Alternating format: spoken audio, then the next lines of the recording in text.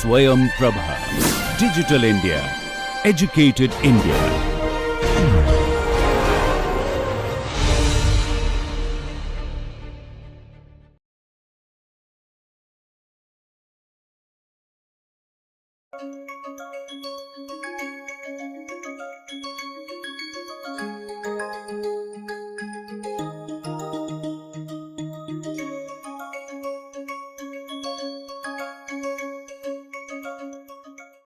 Namaste. Welcome to the 20th session of our course Yoga and Positive Psychology for Managing Career and Life. Today we are going to discuss yogic interventions for making mind a friend. Some of you might be wondering why this is topic mind as a friend, because this is my mind and it is supposed to work for me, and if it is supposed to work for me, naturally it is bound to be my friend. But that is not the case. We looked at what are the causes of the emotional issues, problems and challenges. And if you recall, these are about fearfulness, anxiety, dependence and sentimentality. You may also recall that we examined these ailments, we examined these sources of emotional distress, and what we found was that fearfulness is nothing but excessive concern, anxiety is nothing but excessive alertness and excessive attachment with the outcome of my efforts. Dependence is excessive trust, and aversion and attachment more sentimentality. So, all these major sources of distress are actually started with the mental or emotional faculty which are useful. All these have some evolutionary significance, but when these faculties are overused, they turn into the source of emotional distress. So, a friendly mind is the productive and functional mind, but the same mind can be dysfunctional, and the reason for dysfunctionality is that my mind probably has started working against me. It has become an obstacle in delivering my role. It has become obstacle in me experiencing well-being. It has become an obstacle in delivering my duties and my disposition. The title of the session is Mind as a Friend, and how yogic interventions can help us making my mind as a friend. In order to understand mind, we may look at a basic biological feature of our mind or our brain. We discussed in the earlier session that mind is not limited to brain, so we are not going to repeat that, but brain is a very significant expression of mind, or you can say seat of mind. Brain has three major parts: reptilian complex, limbic system and neocortex. Reptilian complex is mostly related to the survival and reproduction. Limbic system emerged first time in the primitive mammalians, and that is the center for emotions, empathy, parental care, parental role, and that is the significant feature of the human brain. All three parts of the brain have different roles to play. Reptilian brain is related more to instincts, dominance, survival, and this is that part of the brain which gives a sense of territory. What is my territory? What is your territory? What is my boundary? Where my ownership exists, from where your ownership starts. So, that is the reptilian brain's job. Mammal's brain job is nurturing and experiencing feelings and emotions, and that is the seat of maintaining relationships. It is the mammal brain which is the basis of parental care, relationship with the kids and kins, which eventually result into formation of community. Human brain, as I told, is the newest part, neo-mammalian brain, neocortex as it is called, that is the center for language, ideas, concepts, artistic vision, etc. So, this is the newest part, and that is the center where most of the executive functions or most of the complex cognitive activities take place. So, if we explain function of yoga from the perspective of these three brains, these three parts of the brain, channelize the power is emerging from the reptilian brain and mammal brain and help the human brain to take charge of things. Please remember the Kathopanishad, the allegory of chariot about human self. So, man is the rein, senses are the horses, charioteer, one who holds the rein is the intellect and that controls it, and the direction of the chariot is given by the self, the Atman, which is the true owner of the chariot. So, yoga help us to keep the human brain as in charge of our activities. How it does that? In a simple terms, how it does that? Limbs of yoga, and we can reflect on our previous conversations how these different limbs help us in managing our emotions and managing our intellect. In that way, they govern our behavior as well. Yam, which are Satya, Ahimsa, Asteya, Brahmacharya, Aparigraha, these set the boundary conditions. These yamas are the basic rules or principles on which community or existence operates. If entities, living entities stop following these niyamas, there will not be order in community, family or in nature. That is why Patanjali Maharshi call these yamas as Mahavratas, the obligations or duties which are to be followed in all stages and all conditions of life.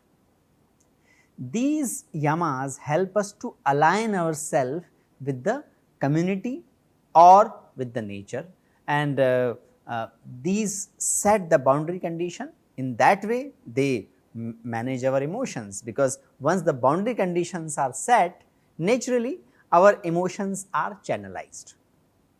Niyamas, which are Shauch, Santosh, Swadhyay, Ishwar Pranidhan, they maintain and cleanse our inner conditions. Shauch is related to the external cleansing as well. Otherwise, Swadhyay, Santosh, Ishwar Pranidhan, these are all related to managing our mind and managing and controlling our mind and maintaining the inner interiority in such a way where our mind can be directed towards functional and harmonious objectives. Asanas, we discussed asanas in great detail, and we also looked at asanas as psychosomatic interventions, because when we perform asanas, it is not only useful, it is not only very good for our physical self, not only useful for our body to remain flexible, it also helps our mind to maintain itself better. It also generates a kind of a pleasantness in our mind. And how it does that? It does that by bringing coherence in the brain waves, by lowering the stress hormones and releasing the happy hormones. Then comes pranayam, rhythmic breathing, and different types of pranayams we discussed in the previous session, and its unique property. Breath is by definition a voluntary activity, but we cannot live without it. So, breath controls and connects our sympathetic and parasympathetic system.